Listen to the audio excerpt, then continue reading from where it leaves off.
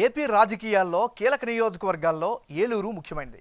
ఇక్కడ 2009 నుంచి కాపు సామాజిక వర్గ నేతలే గెలుస్తూ వస్తున్నారు. ఆళ్ల నాని ప్రస్తుతం సిట్టింగ్ ఎమ్మెల్యేగా ఉన్నారు. గతంలో నాని కాంగ్రెస్ నుంచి గెలిచారు.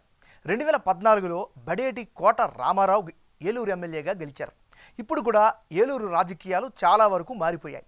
మరి ఈసారి ఎన్నికల్లో ఏలూరు నియోజకవర్గం ఓటర్ నాడి ఎలా ఉందో తెలుసుకునే ముందు 2019 అసెంబ్లీ ఫలితాలను ఒకసారి చూద్దాం. 2019 ఎన్నికల్లో ఏలూరు అసెంబ్లీ సెగ్మెంట్లో వైసీపీ నుంచి పోటీ చేసిన ఆళ్ల నాని 45% ఓట్లు సాధించి గెలిచారు. టీడీపీ నుంచి పోటీ చేసిన బడేటి కోట రామారావుకు 42% ఓట్లు వచ్చాయి. ఇక జనసేన నుంచి పోటీ చేసిన అప్పలనాయుడు రెడ్డికి 10% ఓట్లు వచ్చాయి. ఏలూరులో కాపు సామాజిక వర్గ జనాభా అధికం. దీంతో ఈ వర్గం ఓటర్లు కీలకంగా ఉంటూ వస్తున్నారు. అదే సమయంలో ఇదే సామాజిక వర్గం నేతలను అన్ని పార్టీలు బరిలో నిలుపుతున్నాయి. ఇప్పుడు కూడా ఇదే సీన్ రిపీట్ అవ్వబోతోంది. మరి ఈసారి ఎన్నికల్లో ఏలూరు సెగ్మెంట్లో రాజకీయం ఎలా ఉండబోతోందో Big TV exclusive detailed election సర్వేలో వెల్లడైనటువంటి అభిప్రాయాలను ఇప్పుడు పరిశీలిద్దాం. వైఎస్ఆర్ కాంగ్రెస్ పార్టీకి చెందినటువంటి నాయకుడు ఆళ్ల నాని. మరి ఆళ్ల నానికి రానున్న ఎన్నికల్లో అనుకూలమైనటువంటి అంశాలేమిటి పరిశీలిస్తే, ముఖ్యంగా ఏలూరు టౌన్లో రోడ్ల విస్తరణతో జనానికి బాగా రిలీఫ్ వచ్చింది. ఇది ప్రధానమైనటువంటి ప్లస్ పాయింట్. గ్రామాల్లో కొత్త సీసీ రోడ్లైతే వేయగలిగారు. ఆళ్ల నాని పట్ల వైసీపీ కేడర్లో అయితే పూర్తిస్థాయి సంతృప్తి వ్యక్తమవుతున్నారు. ఇళ్ల పట్టాలను కూడా పంపిణీ చేశారు. ఇదొక పాజిటివ్ ఫ్యాక్టర్. మరీ ముఖ్యంగా ఈయన గ్రౌండ్లో యాక్టివ్గా ఉంటారు అనే అభిప్రాయం కూడా కనిపిస్తుంది. ఇవన్నీ ఆళ్ల నానికి సంబంధించినటువంటి పాజిటివ్ ఫ్యాక్టర్స్. మరి మైనస్ అంశాలు ఏమిటి? హామీ ఇచ్చినట్లుగా లిక్కర్ని నిషేధం చేయకపోవడం ఈ నియోజకవర్గంలో బాగా వ్యతిరేకత వ్యక్తమవుతుంది. నాసిరకమైనటువంటి లిక్కర్ అమ్మకాలపై ప్రజల్లో మరీ ముఖ్యంగా న్యూట్రల్ ఓటర్లలో అసంతృప్తి కనిపిస్తోంది. 2019లో ఇచ్చిన హామీ ప్రకారం సూపర్ స్పెషాలిటీ హాస్పిటల్ కట్టకపోవడం కూడా మరో మైనస్.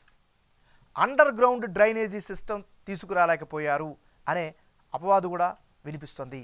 గార్బేజ్ ట్రాక్స్పై జనంలో అయితే ఆగ్రహం వ్యక్తమవుతుంది. అంటే చెత్తపై పన్ను ఇక జనానికి అంతగా అందుబాటులో ఉండరు అనేటువంటి అభిప్రాయం కూడా వ్యక్తమవుతుంది. మంచి పొజిషన్లో ఉన్న ఆశించినంత అభివృద్ధి జరగలేదు అనే అభిప్రాయం కూడా మరో మైనస్గా కనిపిస్తుంది. ఇది దీనికి సంబంధించినటువంటి ప్లస్లు మైనస్లు. తెలుగుదేశం పార్టీకి చెందినటువంటి నాయకుడు బడేటి రాధాకృష్ణ. మరి రాధాకృష్ణకు రానున్న ఎన్నికల్లో అనుకూల అంశాలేమిటి? కాపు సంక్షేమ సంఘం మద్దతుపై బలమైనటువంటి ఆశలు పెట్టుకున్నారు. అవి ఈయనకి ప్రధానమైన ప్లస్ పాయింట్. ఇక సోదరుడి మృతితో సానుభూతి ఓట్లు వచ్చే అవకాశాలు కూడా కనిపిస్తున్నాయి.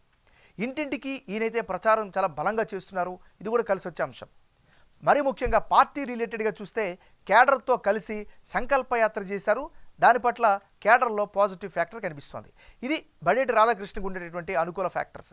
మరి ఈయనకుండే మైనస్ పాయింట్స్ ఏంటి పరిశీలిస్తే, తగినంత రాజకీయ అనుభవం లేకపోవడమే ప్రధానమైనటువంటి మైనస్గా చెప్పుకోవచ్చు. ఆళ్ల నానిని ఏ మేరకు ఢీకొంటారు అనేటటువంటి అనుమానం కూడా బలంగా వినిపిస్తోంది. ఇది ఈయనకు ఉండేటటువంటి ప్లస్లు మైనస్లు. జనసేన పార్టీకి చెందినటువంటి నాయకుడు అప్పలనాయుడు రెడ్డి. మరి ఆయనకు రానున్న ఎన్నికల్లో ప్లస్ పాయింట్స్ ఏంటి? గత ఎన్నికల్లో మంచి ఓట్ షేర్ను రాబట్టగలిగారు. ఆ అనుభవం ఖచ్చితంగా అడ్వాంటేజ్ అయ్యే అవకాశం ఉంది. ఇక ట్రేడ్ యూనియన్ లీడర్గా నియోజకవర్గ జనంలో మంచి గుర్తింపు అయితే సంపాదించుకున్నారు. ప్రజా సంక్షేమం కోసం పాటుపడతారు అని జనంలో అయితే మాత్రం బలమైన అభిప్రాయం కనిపిస్తుంది. ఇది అప్పలనాయుడు రెడ్డికి సంబంధించినటువంటి అనుకూల అంశాలు. మరి ఈయనకుండే మైనస్ పాయింట్స్ ఏంటి? ప్రధానంగా తెలుగుదేశం పార్టీతో పొత్తులో భాగంగా టిక్కెట్ రావడంపై అనుమానాలు వస్తున్నాయి.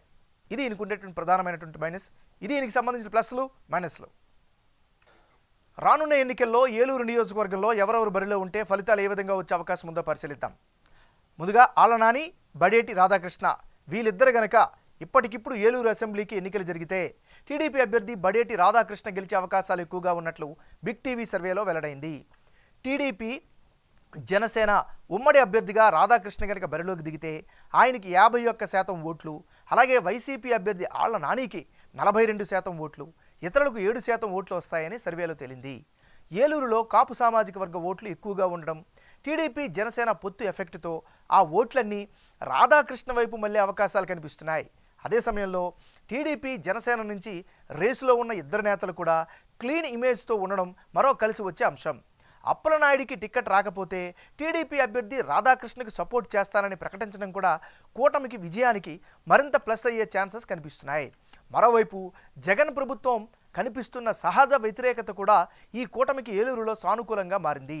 అటు వైసీపీ ఓటు షేరుకు సంక్షేమ పథకాల లబ్ధిదారుల అండ కలిసి వస్తోంది.